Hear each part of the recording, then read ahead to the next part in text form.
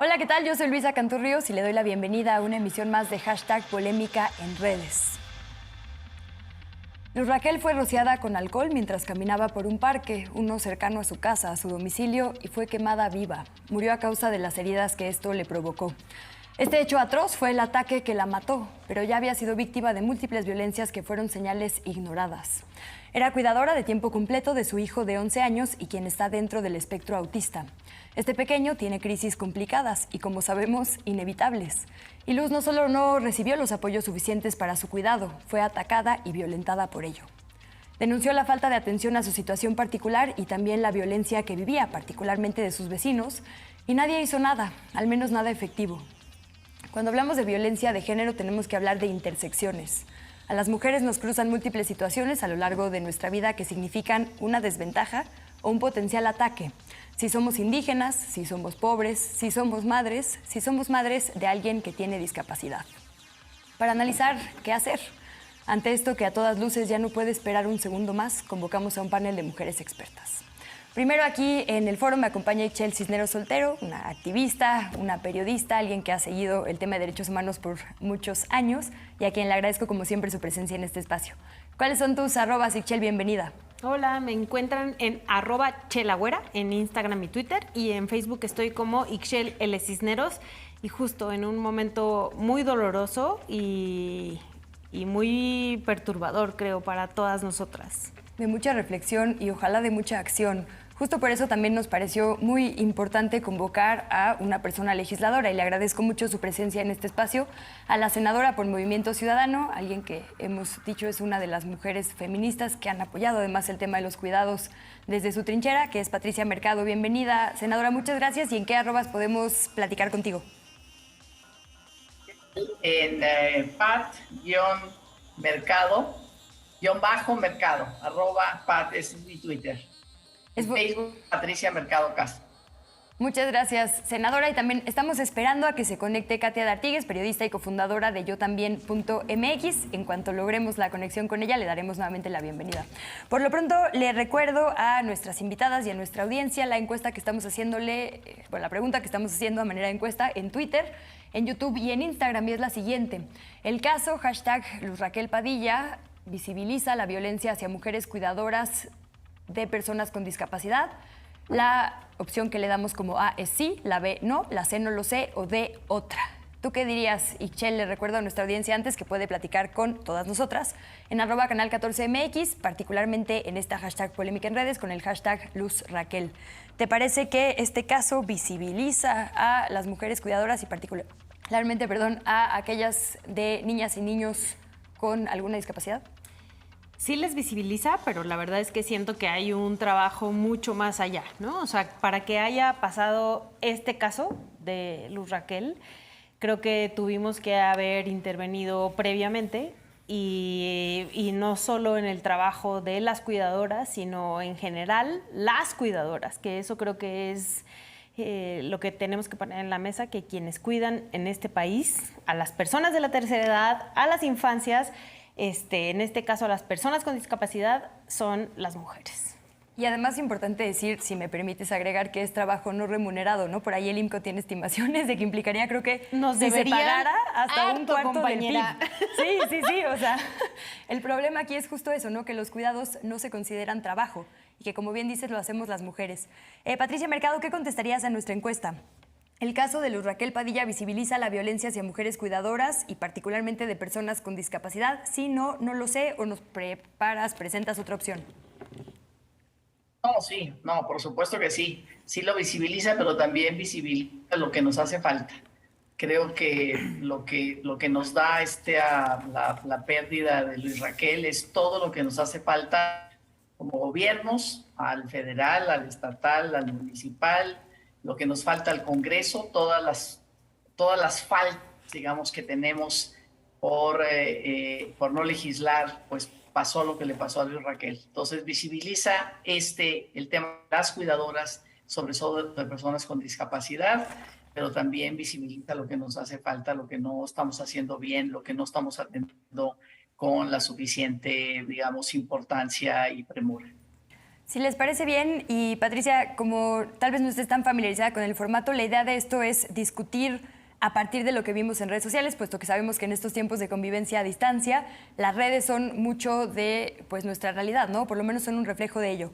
Entonces, quisiera presentarles primero un tuit de la cuenta @sonate_blog, que dice lo siguiente: que te quemen viva por el ruido que hace tu hijo con autismo. Léanlo de nuevo. Y este tuit tuvo particular interacción porque en realidad está describiendo un hecho que vimos en todos los noticieros y cierra con esta frase, ¿no? Léanlo de nuevo, porque justo cuando pensamos que nuestro país ya no puede superarse en horror, que ya hemos visto todo sobre violencia de género, vienen estos agravantes o estas intersecciones de las que yo hablaba y nos reasombran de lo mucho que tiene por trabajar nuestra sociedad. Entonces, Sichel, quisiera empezar contigo para hablar sobre esto y poner cada cosa en su lugar. Las mujeres sufrimos una serie de violencias a lo largo de nuestra vida y una termina siendo feminicida en 10 casos diariamente, pero hay una serie de violencias que escalaron antes y que no fueron propiamente atendidas, o por lo menos no atendidas de forma efectiva. Ya llegaremos a cómo se atendió este caso en particular y todo lo que tiene que corregir nuestro sistema, pero las mujeres desde que nacemos somos entrenadas para hacernos cargo de las personas a nuestro alrededor. Nadie nos ayuda, ¿no? Porque como bien dices, no hay algo todavía, llegaremos a esa propuesta, como un sistema nacional de cuidados. Se asume socialmente que la carga la llevaremos las mujeres, y que además pues tenemos que trabajar, porque en estos tiempos todas las personas de las familias tienen que trabajar. Cuando tienes que cuidar 24/7, esa no es una posibilidad, entonces también tienes carencias, ¿no? No puedes llevar una vida porque el mundo no está hecho para las personas que viven con alguna discapacidad, y además de eso vivimos en un país feminicida, entonces son una serie de violencias que la cruzaron.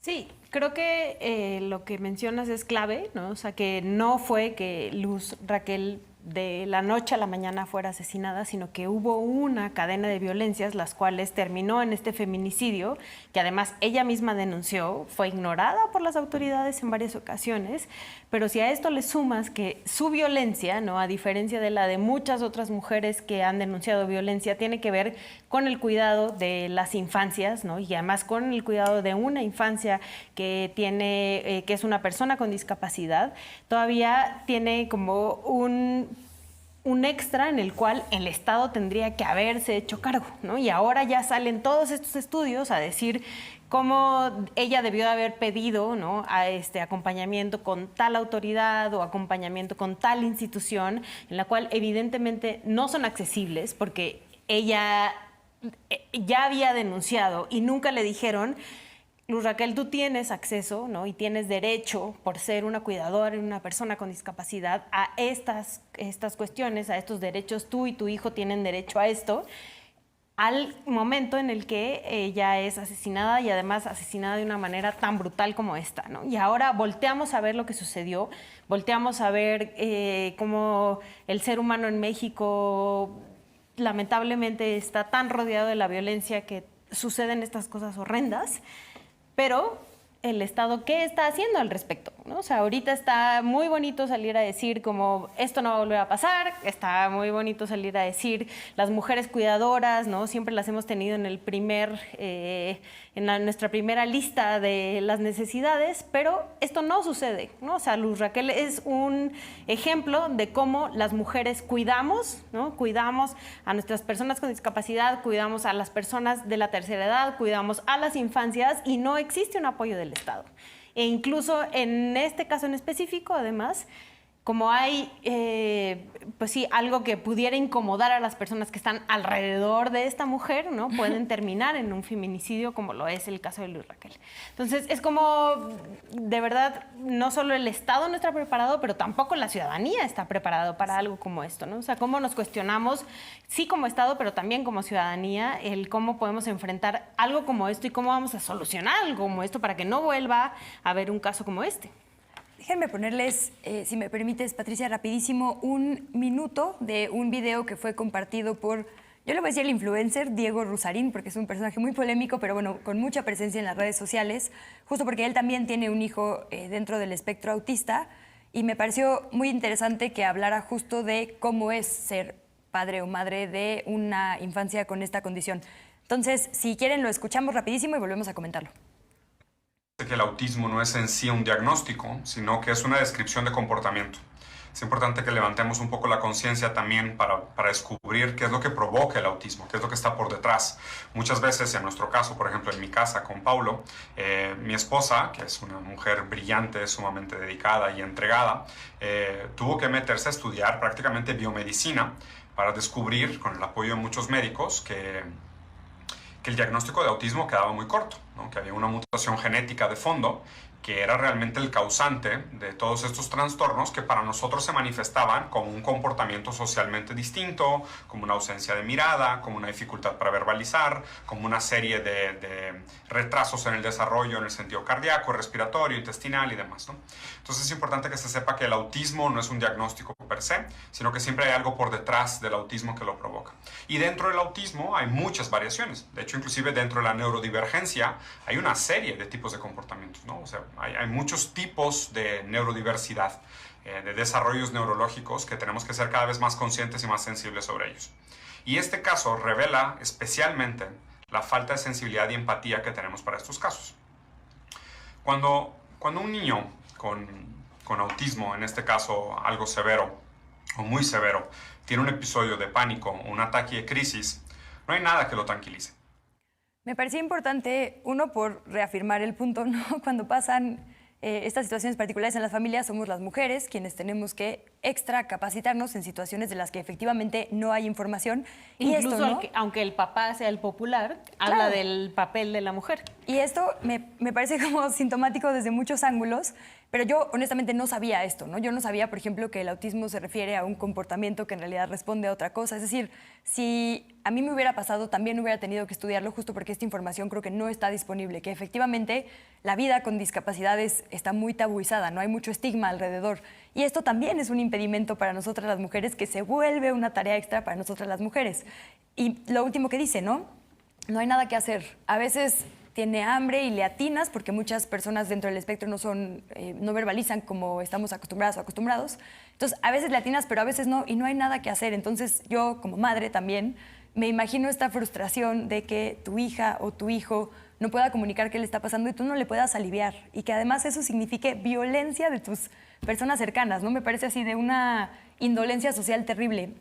Y parte de la falta de información. Entonces, senadora, te quería preguntar ahí también hay una serie de discriminaciones, ¿no? Para empezar, ¿por qué algo que le pasa depende del estudio, pero en México se dice que 1 de cada 115 niñas o niños, en Estados Unidos 1 de cada 68, ¿no? Es súper común y no hablamos de ello como si evitara que pasara, ¿no? Bueno, sí, primero, sí, a mí me parece que esto de que necesariamente las familias, ¿no? Los hogares de las personas con alguna discapacidad, hablamos ahora de autismo, pues por supuesto que entre más sepan, ¿no? Pueden convivir con esa situación efectivamente sin discriminación y con el respeto absoluto a la dignidad, ¿no? Y a los derechos de la persona, sea su hijo, sea su hermano, sea digamos, quien sea al interior de la familia, ¿no? Y me parece muy importante también decir que esta última, ¿se acuerdan que había o sigue habiendo un conflicto entre el fiscal general de la nación con su, digamos, cuñada, que su hermano muere y él la acusa de que en realidad no fue bien cuidado y por lo tanto murió? Se va a la cárcel la hija, o sea, la hermana de la hija de esta mujer, de su cuñada, y su cuñada tiene prisión domiciliaria. Y finalmente la corte hace digamos, las ordena su liberación porque dicen no tiene por qué saber cuidar, no tiene por qué tener elementos para cuidar bien, porque no tiene por qué. Efectivamente, esa es una responsabilidad de Estado, por lo tanto, no tiene por qué estar en la cárcel. Me parece que esa sentencia, digamos, es muy importante. Qué bueno que las familias estudien, que puedan, que sepan, pero finalmente, pues es el Estado el responsable de informar y el responsable de cuidar. Eso es lo que este asesinato de Luz nos pone en la prioridad, ¿no? No estamos legislando el derecho ser cuidado, porque si lo legislas y lo reconoces como derecho, se vuelve una responsabilidad de Estado y no una responsabilidad de las mujeres o de los integrantes de una familia. Y por otro lado, este caso también, pues hay una comunidad rota, ¿no? Digamos, siempre hablamos de que no hay cohesión social, que estamos muy divididos, que estamos muy enfrentados. Realmente, oí hace poco a Clara Husselman en un evento decir eso, estamos en un contexto donde hay una comunidad rota, ¿no? Nos estamos comunicando con intolerancia, con odio, con discriminación, es decir, enseguida en mi casa, en mi banqueta, no quiero un indígena, no quiero una transexual, no quiero a una persona con autismo porque me molesta, porque no me interesa. Entonces, esa cultura, ¿no? de odio, de discriminación y de exclusión, pues no la estamos atacando con políticas culturales, con políticas comunitarias, con políticas de influencia, digamos, en las dinámicas familiares, porque seguimos en esta idea que el feminismo ha roto de que lo personal no es político. Lo personal sí es político y por lo tanto nos corresponde a todos resolver. Entonces sí, pues hay, digamos, Luz vio muchas discriminaciones, ¿no? Discriminaciones como mujer, como cuidadora de un hijo en esas condiciones. Ella no podía trabajar, no podía tener ingresos, por lo tanto también su situación era pues que su madre saliera por esos para ella poder dedicarse a eso. Eso también de alguna manera, digamos, la tenía en una situación seguro, ¿no? De falta de dignidad, de empoderamiento, de quererse, digamos, a sí misma. Y quizás yo estuve con ella, o sea, yo no la conocía, pero estuve con ella un día antes en un evento muy contenta y de repente yo pensaba, híjole, pero esta mujer de veras, ¿cómo nos perdonó? Tenía que haber levantado la mano y haber dicho, están hablando de puras cosas que no son ciertas porque finalmente, pero bueno, no es culpabilizarla a ella, ¿no? Pero sí viviendo pues estas situaciones incluso de violencia, digamos, y de falta, digamos, de reconocimiento de sus propios derechos, a pesar de ser una gran activista de esta organización Yo Cuido México. Déjame rapidísimo, Patricia, poner justo un tuit de ella, de Luz Raquel Padilla, que dice lo siguiente: cuidar no es problema, sino el modelo de cuidado. Los cuidados especializados son intensos y requieren de conocimientos y recaen en una sobrecarga de trabajo no remunerado. Las cuidadoras merecemos desenvolvernos en un ambiente seguro en todos los aspectos. Pongo también este tuit porque es una foto linda de ella con su hijo, que creo que es como la forma digna de recordarle y de exigir justicia. Y en este tuit etiquetó al legislativo de Jalisco. Y ahí un poco es donde creo que pues nos toca como sociedad presionar y a las y los legisladores hacer realidad esto que dices, nuestras políticas públicas con presupuesto, porque tampoco sirve un sistema de cuidados que no pueda operar, ¿no? Y ahí quisiera preguntarte nada más, antes de regresar con Michelle para el análisis, ¿en qué se quedó este asunto? Porque propuestas impulsadas por mujeres legisladoras de todos los partidos, y como que no es la misma prioridad de cualquier otra reforma constitucional, cuando estamos viendo las consecuencias. Así es, o sea, las diputadas y la Cámara de Diputadas y Diputados en la pasada legislatura, a partir de una alianza que hicieron todas las legisladoras, se reformó el artículo cuarto y se reconoció el derecho al cuidado digno, el derecho, el derecho al cuidado de las cuidadoras, la responsabilidad del Estado. Eso se vino al Senado, y en el Senado pues ahí está, o sea, las reformas constitucionales en este momento están paradas y todo el mundo entramos en el paquete. Yo espero de veras la sensibilidad de los gobiernos y de las mayorías parlamentarias, todas las bancadas, para que lo que sucedió hoy con Luz, que es, digamos, tan indignante en todos los sentidos, no dé la posibilidad de sacar adelante esa reforma constitucional. Y con esa reforma, entonces, tenemos que hacer el Sistema Nacional de Cuidados, que ya también está la propuesta, que ya está presentada en el Senado, para que efectivamente los cuidados, pues, digamos, desde mi perspectiva, los cuidados salgan de los hogares, sean una responsabilidad pública y finalmente, bueno, esto no pueda ser posible, como dice Luz, bueno, pues ver cuáles son los derechos de quienes cuidan. Siempre que hay una situación de violencia de género, hay, digo, la víctima obvia, pero también víctimas colaterales, ¿no, Ixchel? Y en este caso, pues evidentemente este niño de 11 años perdió a todo su soporte en el mundo. Esto ya es una crueldad, digamos, terrible, pero también nos hace reflexionar justo sobre situaciones como la que la propia Luz Raquel denunció. Si su niño llora, sí llegaba la patrulla. Pero si ella denunciaba que su violento vecino le estaba gritando a su pareja, la patrulla no llegaba, ¿no? Nuestras prioridades como sociedad y sobre todo desde los cuerpos de seguridad están muy chuecas. Y esto pasa por tweets como el de la cuenta La Muchacha de los Ojos Tristes, que dice: los niños ruidosos existen y tienen derecho a ocupar espacios y soporten. Y parece una discusión tan obvia que ni tendríamos que tenerla, pero la verdad es que es una batalla que tenemos las mamás todos los días en todos los espacios, ¿no? E incluso con las figuras que en teoría son aliadas. A mí, donde peor me han tratado fue en la FIL de Guadalajara por llevar a mi bebé estos escritores de izquierda que yo decía, bueno, ¿no? Sus novelas, ¿de dónde salieron? Y es, digo, desde todo el privilegio. En el peor de los casos le pasaba de su como imaginación. a Luz. Exacto, entonces no estamos acostumbradas y acostumbrados a que el mundo efectivamente sea para todas las personas. Y las infancias son quienes menos representación tienen, ¿no? O bueno, quizá escucha, porque por supuesto que sus voces ahí están. El tema es que a lo mejor no hemos sabido integrarlas, justo estas políticas o acciones urgentes.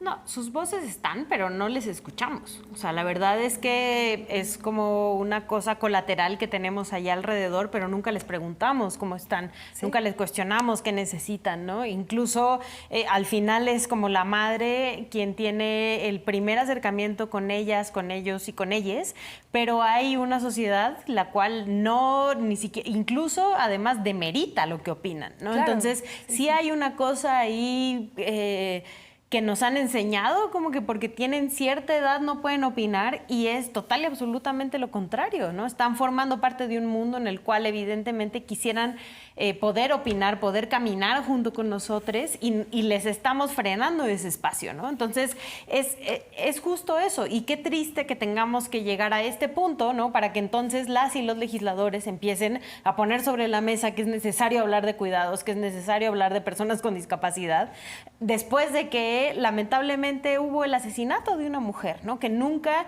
lo discutimos previamente, o que pocas voces se sumaron a esto previamente, cuando esto ha existido desde siempre, ¿no? Y al final es como mencionabas, ahí están sus voces, no les escuchamos, no les tomamos en cuenta, y si lo pones además en la contraparte, tampoco los de las madres y las de las cuidadoras, que al final se convierte esto en un problema donde te tienes que enfrentar contra cierta comunidad, la cual te dice que eso no está bien, que te dice que tienes que cuidar a tu hijo y a tu hija, que no tiene que comportarse de esta manera en ciertos espacios, cuando realmente son ellas y ellos que nos están marcando la pauta de cómo debería de ser, ¿no? Y nosotros les estamos acallando desde el momento en el que empiezan a hablar, ¿no? Y entonces esto no nos ha hecho cuestionarnos a nosotros y a nosotras y nosotros como adultos, sino les estamos cuestionando Exacto. a ellos y a ellas.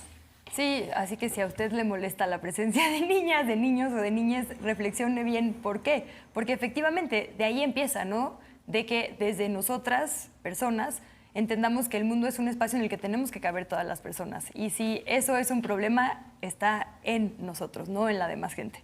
Nos quedan 3 minutos, entonces solo quisiera cerrar con sus reflexiones finales, por supuesto, y el tuit de la doctora Violeta Vázquez Rojas, que dice lo siguiente: casos como el de #Luz Raquel deben hacer entender que las amenazas de violencia son violencia, y como tales deben ser tomadas en serio por la autoridad sin excusas, porque la violencia siempre escala y la amenaza no es un paso previo, sino un grado de violencia agudo. Creo que hay mucha verdad en esto. Efectivamente, ya es violencia que te amenacen, pero la realidad es que también es un paso previo. No hay un solo feminicidio que no haya tenido un antecedente de violencia, ¿no? Entonces yo dejo esta reflexión para cerrar y les pediría una última, un poco de guía, ¿no?, a nuestras audiencias en cómo formar redes, qué hacer, a quién seguir, con qué nos dejan ustedes. Si quieres, Patricia, primero.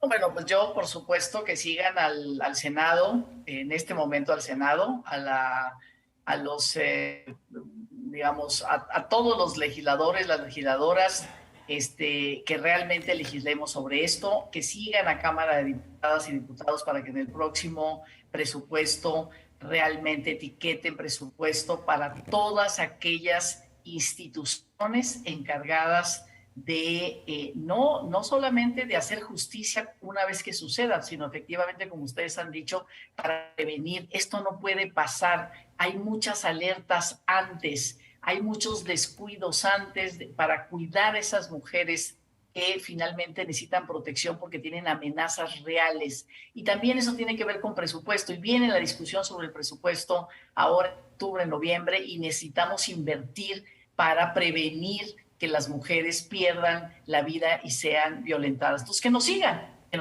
el Congreso, en la Cámara de Diputados, en la Cámara de Senadores. Ahí estamos, que presionen, que dialoguen, que nos pongan esos tweets que de veras son balas expansivas al cerebro, o sea, te ponen a pensar y te hacen reaccionar para que hagamos nuestro trabajo y construyamos acuerdos necesarios.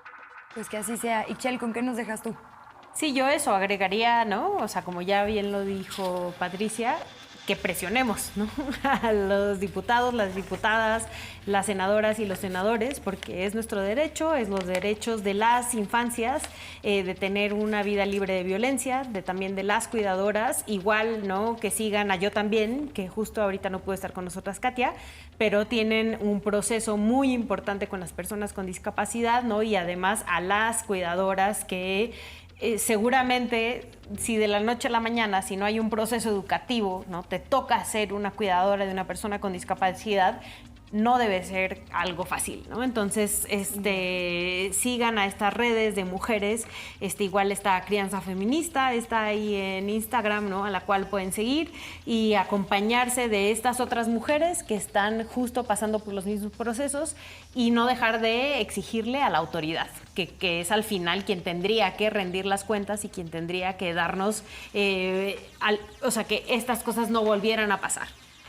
Pues ahí tenemos los ojos en ambas cámaras y por supuesto en este caso en particular en la Fiscalía de Jalisco. Despedimos para este bloque a Patricia Mercado, agradeciéndote, Patricia, muchísimo tu participación. Muchas gracias y ojalá nos podamos ver pronto nuevamente. Gracias. Un beso también a nuestra colega Katia Artigues, que bueno, esta es una lucha, como bien decía Ixchel, permanente suya y a quien también aplaudimos y acompañamos. Y bueno, tú te quedas para el siguiente bloque. Aquí me quedo. Daremos la bienvenida a 2 personas expertas más para otro tema, entonces quédese en Canal 14. Le recuerdo que puede platicar con nosotras en @canal14mx usando el hashtag polémica en redes. Volvemos.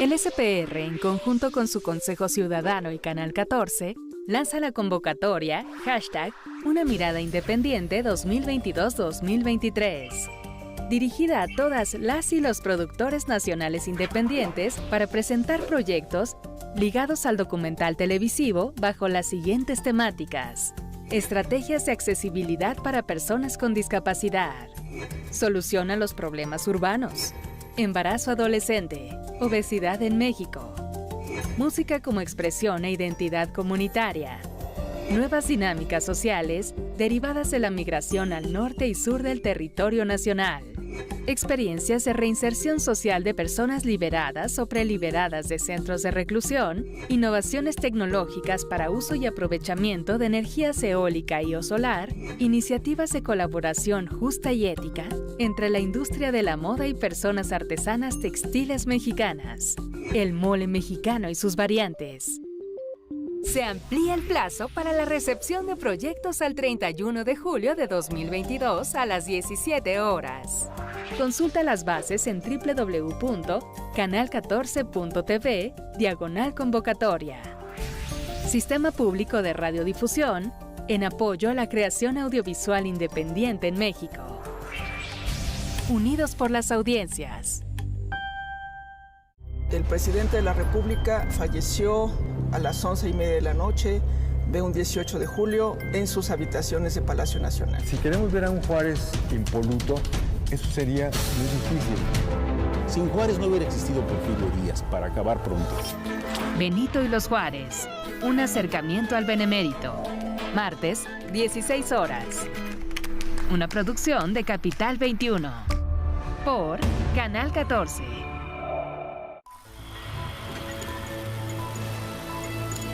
No le gustaban las cosas eróticas. Sin embargo, él era era erótico en el fondo. El sexo era como una araña peluda que te podía devorar. No había que acercarse a él. Cinema 14 presenta A propósito de Buñuel. Función para desvelados. Lunes, 23:40 horas. Por Canal 14. Del arte sí se vive. De la actuación sí se vive. De la música sí se vive. Además no es solo la voz, sino todo lo que es su presencia. El mundo entero era como un gran escenario.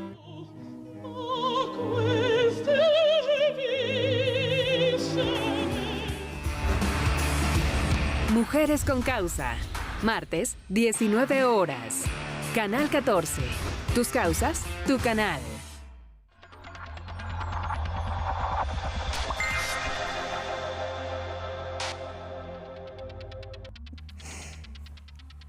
Ya estamos de vuelta y le agradecemos muchísimo sus opiniones y comentarios y le invitamos a que siga participando con nosotras y nosotros en @canal14mx.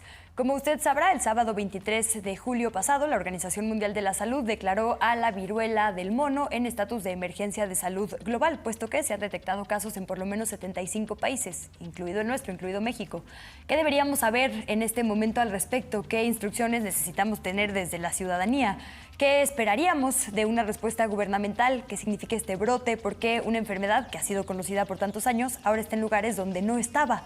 ¿Qué nos dice eso del momento de la humanidad que estamos viviendo? Para analizar este tema invitamos a dos doctores de cabecera y de confianza de este espacio. Le doy la bienvenida al doctor Olivo Iglesias y como siempre le agradezco muchísimo que nos acompañe. ¿Cómo estás, doctor Olivo? Por aquí todo muy bien, muchas gracias. ¿Cómo vamos con redes? Saludándonos de la viruela. Sí. Todavía sigo ausente de la mayoría, pero tengo Facebook. Siempre creo que por eso estás tan calmado, ¿no? Sí, se ve que por eso está estás tan súper zen, tan chill feliz. todo el tiempo. Seguro está muy sano. Doctor. Sí, no, si no tendría más canas todavía. Bueno, el doctor Mau Rodríguez no tiene canas y sí tiene redes. Bienvenido también, doctor Mau, gracias, como siempre. Toda una eminencia en las redes. Hola. Sí. ¿Cómo están? Luisa, Ixchel, Olivo, ¿cómo les va? Buenas noches. Yo estoy en Twitter como @MauRodríguez y en Instagram como mau.rodríguez. Muchísimas gracias a ambos. Como ustedes saben, los temas de salud a partir de la pandemia son unos que tienen especial atención.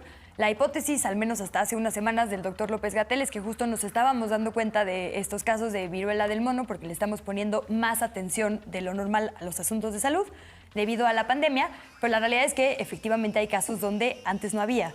Entonces, ¿cómo ponemos en un balance justo esto que estamos viviendo, doctor Olivo? Pues bueno, yo considero que tiene mucho a consideración lo que dice el doctor López-Gatell. Ya lo vimos con la hepatitis aguda infecciosa de origen no conocido que se comía a los niños, ¿no? Hace unos meses, que también llamó mucho la atención, que también robó mucho, bueno, no robó, ocupó mucho espacio en medios y que poco a poco se fue diluyendo de alguna manera la alarma en la sociedad civil, ¿no? Pese a que sigue habiendo un reporte, ¿no? Sí coincido, y más en ese caso, con que muchos países no reportan muchas cuestiones epidemiológicas, muchas cuestiones asociadas a infecciones en una rutina de hace tiempo, y a raíz de la COVID existe una sensibilización en el que se empiezan a reportar ciertas cosas que llaman la atención, que se reportan a nivel global, y cuando cae el reporte en ciertas canchas donde sí se lleva una vigilancia epidemiológica quizá más estrecha, pues no nos sorprende o no consideramos que salga de rumbo. En este caso, en el caso de la viruela símica, pues sí, justo lo que dices, ¿no? Sí hay reportes de viruela símica en lugares donde nunca antes había habido, ¿no? Normalmente se tenía como regiones endémicas ciertas regiones de África, ¿no? Y era común ver brotecitos o casos fuera de esos límites geográficos en personas que habían viajado a esas regiones. Hoy día pues tenemos ya un virus viajero que ya llegó a todos los continentes y que se ha reproducido de una manera considerable, ¿no? Que ahí también entra en colación, o cae en colación el tema del reporte, ¿no? Se está reportando, entonces esperamos que crezcan los casos. A mí en lo personal sí me llama la atención de un primer reporte que se había hecho con corte al 7 de julio y que México estaba en 27 casos hasta ese momento. Pues al día de hoy, que son 3 semanas después, ya estamos en 60 casos confirmados, un poquito más del doble. A nivel global, al 7 de julio se habían reportado casi 8,000 casos, 7,890, y al 21 de julio, 3 semanas después, se están reportando casi 16,000. Entonces sí se está viendo un crecimiento notorio, y considero yo que va por ahí la decisión de nombrarlo como una emergencia de salud internacional, que incluso causó controversia dentro de la misma OMS, porque no fue el comité, no fue el consenso el que decreta la emergencia, sino es directamente el director de la Organización Mundial de la Salud quien lo propone como opinión personal, como una opinión de experto, de un experto que hay que tomar en cuenta. Y no sé yo si sustentado también un poco en la tardanza del decreto de emergencia internacional cuando el COVID, ¿no? Sí. Que mucho se critica y se seguirá criticando lo lento que se decretaron estas situaciones, ¿no? Pues de hecho, no lo voy a reproducir porque sería reiterativo con lo que acabas de decirnos, doctor Olivo, pero justo la Organización Mundial de la Salud, en su cuenta en inglés, publica un hilo explicando esta decisión del doctor Tedros Adhanom Ghebreyesus, y justo dice esto, ¿no? Hace un mes había 3,000 casos, desde entonces el brote ha seguido creciendo y ahora hay más de 16,000, ¿no? Entonces, justo esto que nos explicas es parte de las justificaciones para esta decisión. Y bueno, a diferencia, doctor Mau, de la COVID-19, los síntomas son un poco más claros, ¿no? Con la COVID había mucha confusión entre si podía ser una gripe normal, una influenza, además. En esto, y para ello cito un tuit de Reporte Índigo, parece que es un poco más evidente, ¿no? Los síntomas, dice esta infografía que publica este medio, pueden ser fiebre, dolor de cabeza y muscular. Se transmite a través del contacto directo con la sangre, fluidos corporales, lesiones de la piel o las mucosas de animales que han sido contaminados. En algunos casos graves podría ser mortal, tiene un periodo de incubación de 7 a 14 días. Y bueno, ahí está la fotografías que creo que nos han atormentado a todas y todos las últimas semanas. Entonces hay como menos confusión al respecto, ¿no? ¿Qué tendríamos que saber desde la autoridad y desde la ciudadanía? Si veo qué, me preocupo y qué hago, básicamente. Sí. Bueno, esta enfermedad tiene dos fases. Una que son esta sintomatología medio inespecífica, fiebre, dolor de cabeza, ataque al estado general. Y luego, unos días después, la aparición de las lesiones en la piel. Esto no es exclusivo de esta enfermedad. Hay muchas enfermedades que hacen lo mismo y que te pueden despistar, porque no necesariamente vas a asociar unos síntomas de hace unos días con lo que estás viendo ahorita en la piel. Entonces, de entrada ahí hay un reto de diagnóstico, ¿no? Algo parecido a lo de la varicela, ¿no? Que de pronto los niños tienen un cuadro como de catarro y luego unos días después empiezan con las manchitas y las lesiones en la piel. Y entonces la gente se hace bolas para tratar de calcular cuándo fueron los contagios, ¿no?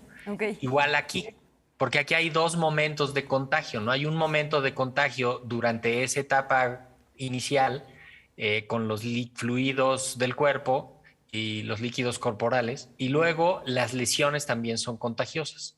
Entonces, pues ahí cuesta trabajo entenderlo y poder hacer el aislamiento. El periodo de incubación de 5 a 21 días, pues imagínate, entonces por eso ha costado tanto trabajo. Yo hago eco de esto que decían, de que, de hecho, el grupo de expertos, el comité de las emergencias, se acababa de reunir hace poquito y habían dicho, no cumple los requisitos. Y, no sé, cuestión de semanas, se volvieron a reunir y volvieron a decir no cumple, pero ahí ya el director dijo, a ver, espérense. O sea, ustedes están viendo estos componentes, yo estoy viendo todo esto además, y la Organización Mundial de la Salud decide lanzarlo como una emergencia de interés internacional, ¿no? Una emergencia de salud pública, para que todo el mundo se ponga a hablar de eso. O sea, está muy bien para que lo identifiquen, ¿no?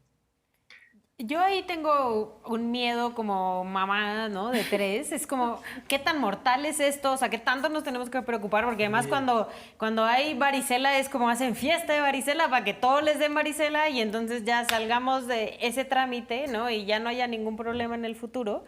Pero ahorita, o sea, tendríamos que preocuparnos, ¿no? Porque además justo después de la COVID, para muchas es como, nos guardamos, ¿no? O sea, como, ¿qué hacemos? Sí, y un poco lo que... De hecho, ahí permítanme hacer una reflexión filosófica, ¿no? Porque Parece que la principal vía de contagio de esto es el contacto sexual, es el contacto íntimo. Tiene que estar la piel con la piel para que se lleve a cabo la infección. Y después de que nos habían dicho que no nos podíamos tocar por el COVID y que había que quedarse cada quien lejos de los otros, ahora, ¿qué simbólico es esta enfermedad que es producto de que se están tocando, ¿no? Tiene una parte de acercamiento muy bonita de interpretación, pero no es ni de chiste un riesgo generalizado. Creo que ahorita podríamos ahondar en eso. Y no hagan fiestas para contagios de varicela. No sé. Bueno, ok, no sé primer tema a tomar nota. Gracias por preguntarlo. Creo que muchas mamás de la audiencia lo agradecemos. Ya armamos fiesta de... No, porque, por ejemplo, ahorita si alguien... No. Ahorita si tienes mocos, asume que es COVID, pero si tienes ronchas, asumes que es viruela del mono, asumes que es varicela, o sea, creo que ahí sí, ayúdenos un poquito. Y perdón, yo ahí, favor. También como mamá, o sea, cuando dices piel con piel, es si voy en el metro y rozo un brazo ya, o si me besuqueo a alguien, o sea, ahí sí, ayúdenos un poco más, ¿no? Olivo, si quieres, por orden. Por favor. Mira, para que exista un contagio de la viruela del mono, ¿no? Sí se establece que tiene que ser un contacto con sangre de la persona infectada o con fluidos infectados. Pongámoslo con algo comparable, algo similar al VIH, ¿no? Quizá un beso con una persona infectada por viruela del mono no sea suficiente para adquirir el contagio. Eso no quiere decir que se besen de a tres con las personas que van en el metro, y menos si tienen ronchas, ¿no? Pero vaya, el contacto sí debe de ser estrecho, sí debe de ser duradero y sí debe de ser con fluido, ¿no? Okay. En las métricas, en el aviso epidemiológico que se publica el día de ayer, que nos mandan lineamientos para personal de salud, justamente el médico que se ha expuesto a un caso, aunque ya esté confirmado, no tiene por qué guardar cuarentena. Tiene que estar en constante vigilancia del inicio de síntomas, pero el hecho de haber estado expuesto a una persona que tiene viruela del mono no quiere decir ya aíslate y cuenta tus 21 días, ¿no? Ve contándolos en el calendario, tachándolos hasta llegar al día 21 y libre de síntomas, ¿no? Como a mí me llegó a suceder con COVID, por ejemplo, ¿no? Yo cuando me expuse a mis primeros 5 pacientes sin cubrebocas y estuve 2 horas con ellos, pues sí fue ya estoy contagiado seguro, y contaba cada día del calendario hasta cumplir mis 14 días. Con ansiedad nocturna, con sudoración nocturna, ¿no? Cualquier estornudo ya me sentía contagiado, y al final del día no llegué a contagiarme en esa exposición, ¿no? Entonces es algo muy similar. Las lesiones de la viruela del mono son muy características. Ya he visto muchos casos de pacientes que me mandan la foto de las ronchas del hijo, de la hija, de la persona, ¿no? Y doctor, ¿será viruela del mono? Híjole, pues no, eso más bien parece que le caminó un azotador encima, ¿no? Ah, sí, dice que justo había un gusanito cerca de la ropa, pues justo, ¿no? No cualquier lesión nos puede aparentar. Y muy importante lo que comentaba el doctor Mauricio hace un momento. Existe un periodo prodrómico, existe un periodo previo a la sintomatología ya grosera, por así decirlo, que podamos asociar con la viruela, y en el que se incluyen fiebres, dolores musculares, dolores de cabeza, un cansancio muy notorio, una fatiga muy notoria, y una cuestión que nos puede ayudar a diferenciarlo de otras ronchas como la varicela, que son las linfadenopatías, que son inflamaciones en las cadenas ganglionares, que suelen ser dolorosas, que se reportan como dolorosas. Entonces, bueno, si ya tenemos el caminito construido, fíjese, doctor, que me salieron estas ronchas en la cara, que suele empezar en la cara, alrededor de la boca, ¿no? Y unos días antes, quizá un día antes de que me apareciera la primera roncha, estuve con mucha fiebre, mucho dolor de cabeza, y estuve en contacto con una persona que estuvo en contacto con una persona que tiene viruela del mono. Pues bueno, ya podemos entonces construir nuestro estudio epidemiológico, nuestra asociación epidemiológica, nuestra definición de caso, y echar a andar la maquinaria para el diagnóstico certero, ¿no? Que nos obliga a mandar muestras de laboratorio para confirmar el caso. Yo tengo otra pregunta, ¿y qué tan mortal es, no? Porque también nos lo hemos preguntado, a diferencia del COVID, era como, bueno, ya te dio, y todos, antes de las vacunas, sobre todo, estábamos con la expectativa de cómo se va a desarrollar, ¿no? Y si esto va a hacer que llegues al hospital y que incluso pueda morir, ¿no? Tú o tu propio o tu familiar. O sea, ¿qué tan mortal puede llegar a ser? Porque también escucho voces ahí, sobre todo en las redes sociales, gritando que necesitamos las vacunas para la viruela del mono ya el día de ponerlo hoy. justo, un tuit del activista Laín Pinzón que dice: tenemos protesta para exigir la vacunación, prevención, atención e información desde el Estado para la viruela del mono. La cita es a las 4 p.m. el martes 26 de julio. La Secretaría de Salud debe dar respuesta a las exigencias que hemos hecho. La salud es nuestro derecho. Vacunas ya. Entonces, un poco ahí sumar a las preguntas de Ichel. A ver, las recapitulo a ver si sí. Letalidad, comorbilidades y vacunas, ¿no? Pues sí, doctor Mau, ahora sí que la que quiera tomar, o si quieres todas, y ahí vamos informándonos. No, bueno, Denos claridad. La letalidad es bajísima, o sea, de los 16.500 casos, creo que hay uno grave en terapia intensiva y si acaso habrá 1 o 2 muertes que siguen investigando, pero la letalidad es bajísima. Creo que 5, y decía la OMS. Eso, y la gravedad también es muy baja, ¿no? Seguramente estamos en ese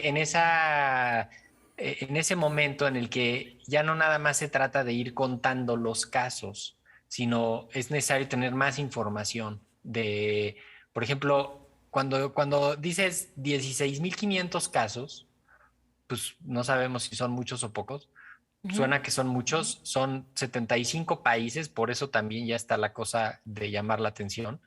Pero cuando ya se ponen a hacer los análisis de cada caso y de las series de casos y de las cadenas de contagio, entonces se dan cuenta que el riesgo está muy acotado y que no es un riesgo generalizado, sino que la gran mayoría de los pacientes que han tenido este diagnóstico pertenecen a un grupo con ciertas prácticas y entonces el riesgo cambia, la comunicación del riesgo es completamente distinta, ¿no? Entonces, con eso, digo, creo que puedo contestar la primera. Recuérdenme la siguiente pregunta que era. Eso era en cuanto a letalidad.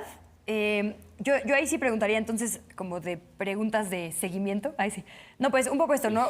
Decías tú, hay ciertos grupos, digamos, donde se ha manifestado más, pero ¿hay alguna comorbilidad? Es decir, esta viruela es peor si tengo diabetes o si tengo alguna enfermedad de la piel, ¿no? No sé, ¿alguna comorbilidad? Eso lo aprendimos después del COVID, ¿no? Sí, nunca claro, lo hubiéramos considerar esas preguntado cosas. antes. Es como, bueno, soy más propenso o más propensa para ciertas cosas porque tengo diabetes, porque tengo alguna comorbilidad. Totalmente. Y ahí rapidísimo, el tema de prevención también. Con otros virus, pues yo sé que si me cuido durante ciertas actividades, con ciertas herramientas, disminuye la posibilidad. ¿Es igual aquí?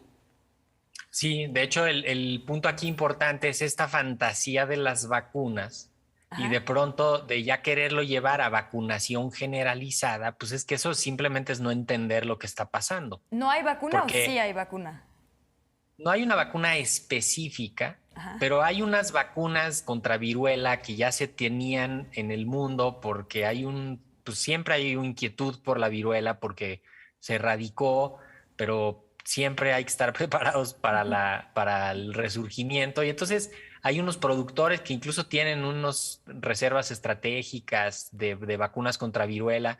Y para estos países endémicos donde ha habido brotes grandes, también se ha utilizado alguna estrategia que incluye la vacunación. Entonces, sí hay una estrategia de vacunación, sí hay una capacidad de vacunación, pero para los grupos de riesgo. Y eso es bien importante porque si no se define bien dónde son los mayores riesgos y quiénes son las personas con mayor riesgo, entonces se pierde la perspectiva y pensamos que esto es COVID y que incluso dentro de COVID había que definir. Entonces, para ponerlo en toda la dimensión, la inmensa mayoría de los casos han ocurrido en hombres que tienen sexo con hombres y eso, por un lado, inmediatamente empieza la discriminación, pero sí, por otro lado, te permite focalizar las acciones de atención. Y eso es valiosísimo. Te permite tener definiciones operativas de caso, te permite contactar con los servicios un poco más especializados, con las comunidades específicas para poder reducir los riesgos, ¿no? Y eso, estamos en ese momento. Hablando entonces de prevención, ¿qué acciones sí se deben tomar tanto desde digamos, lo gubernamental como desde la ciudadanía? Por ahí, si no me equivoco, escuché que sí hay ciertas acciones, por ejemplo, aquí en la capital del país, en ciertas clínicas justo focalizadas. E importante esto que dice el doctor Mau, ¿no? No estigmatizar, no, o sea, estos ¿no? Enfermedades, pues nadie las controla, no son culpa de nadie, no nada, pero son importantes pues los datos demográficos para atenderles. Entonces, pues solo analizarlo desde ahí, ¿no? Doctor Olivo. Sí, Olivo, tú querías. Sí, justo eso, ¿no? Al final, las acciones preventivas pues siguen siendo el utilizar el cubrebocas. También se puede asumir que el contagio puede ser a través de gotículas respiratorias, aunque es mucho menos probable que en la COVID, aunque es la vía, así como COVID tenía su vía preferida, que era a través de gotículas respiratorias, o que es a través de gotículas respiratorias. En el caso de la viruela del mono, la vía preferida es con otro tipo de fluidos y con otro tipo de contactos, ¿no? Entonces, de cualquier manera, mantener la distancia, ¿no? El distanciamiento social, mantener el uso de cubrebocas y estar muy alertas con el contacto, con el compartir fluidos, ¿no? O sea, por ejemplo, hay preservativos, o sea, ¿todo eso sirve también? Sirve, claro que sirve, ¿no? Va a ser poco eficaz quizá en ciertas prácticas, pero entonces justo modificar las prácticas. En algún momento cuando la COVID también nos preguntaban sobre prácticas sexuales más seguras, ¿no? Y yo literal decía, pues hay distintas posiciones y hay posiciones en las que las respiraciones no se encuentran frente a frente, ¿no? ¿Sí? Existen también ahí variantes, ¿no? En donde hay gente que usa máscaras de látex con respirador, ¿no? Entonces, pues bueno, es un buen momento para utilizar y para realizar ese tipo de prácticas, ¿no? Contactos nuevos, contactos sexuales nuevos con personas poco conocidas, pues preferir evitarlos, ¿no? Sin limitar la libertad sexual, sin limitar los derechos sexuales y reproductivos, pero favoreciendo la ejecución de los mismos de manera informada, ¿no? De manera consciente y la mejor toma de decisiones, ¿no? El lavado de manos, muy, muy importante, y el evitar estar compartiendo utensilios, comidas, alimentos, objetos que tengan contacto con la boca en estos días, ¿no? En esta temporada.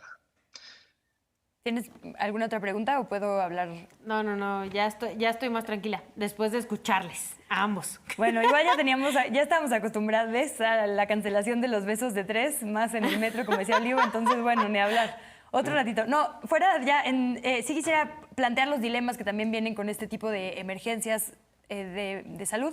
Y un poco para cerrar también, porque ya me están diciendo que quedan 4 minutos, solo quisiera que viéramos el tuit de El País que dice: la OMS propone limitar los viajes a las personas portadoras del virus, de la viruela del mono, a aquellas que tengan síntomas compatibles y también a los contactos estrechos de los casos positivos.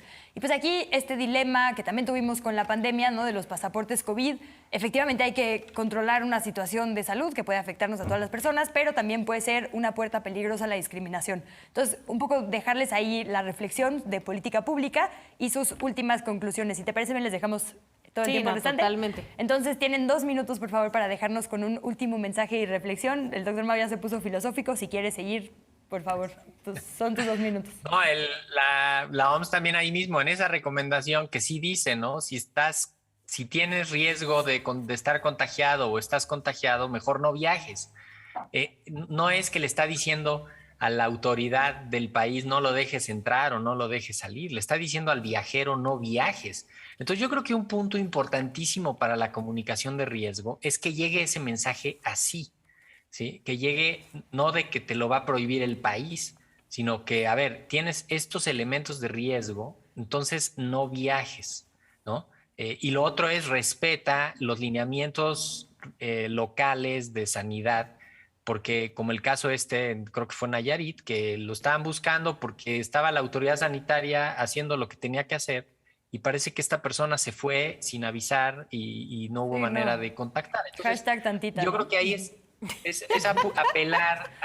apelar al individuo de nuevo y colaborar entre las naciones. También estamos en este punto de que pues ya va a ser como poco práctico estar todos mandando las muestras al INDRE para el diagnóstico. O sea, como que también esta centralización del diagnóstico va a dificultar, porque yo no sabría ni cómo mandar un paciente, ¿no? Ya menos una muestra y eso. Entonces, sí, creo que ahí estamos en ese cambio de dinámica. Esperemos que pues se amplíe la comunicación y que se prevengan los riesgos específicamente donde más se están encontrando.